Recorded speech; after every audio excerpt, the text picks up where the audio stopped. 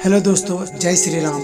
जो लोग भक्ति करते हैं उन्हें सभी बुराइयों का त्याग कर देना चाहिए। सच्चा भक्त कभी भी किसी लोभ में नहीं फंसता।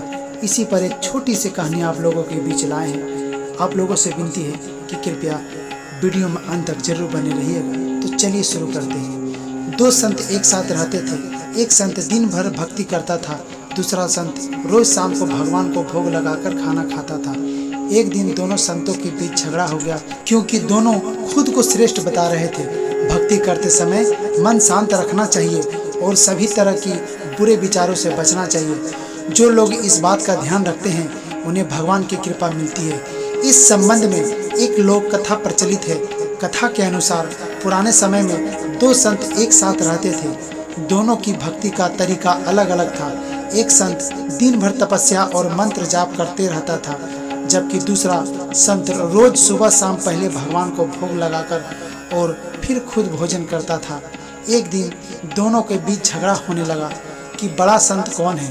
इस दौरान वहां नारद मुनि पहुंच गए। नारद ने दोनों संतों से पूछा कि किस बात के लिए लड़ाई कर रहे हैं। संतों ने बताया कि हम ये तय नहीं कर पा रहे हैं कि दोनों में बड़ा संत कौन है। नारद ने कहा कि ये तो छोटी सी बात है, इसका फैसला मैं कल कर दूंगा।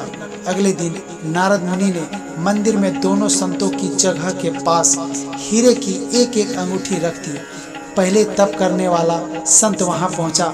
उसने एक अंगूठी देखी और चुपचाप उसे अपने आसन के नीचे छिपाकर मंत्र जाप करने लगा।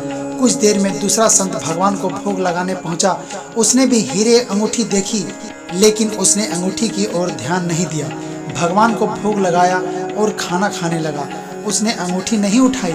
उसके मन में लालच नहीं जागा, क्योंकि उसे भरोसा था कि भगवान रोज उसके लिए खाने की व्यवस्था जरूर करेंगे। कुछ देर बाद वहां नारद जी आ गए। दोनों संतों ने पूछा कि अब आप बताइए कि हम दोनों में से बड़ा संत कौन है।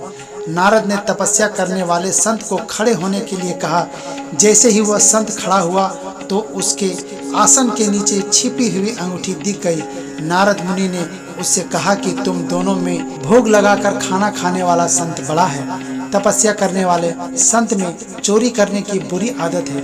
उसमें भक्ति के समय में भी चोरी करने से संकोच नहीं किया, जबकि भोग लगाने वाले संत ने अंगूठी की ओर ध्यान तक नहीं दिया। इस कारण वही संत बड़ा है।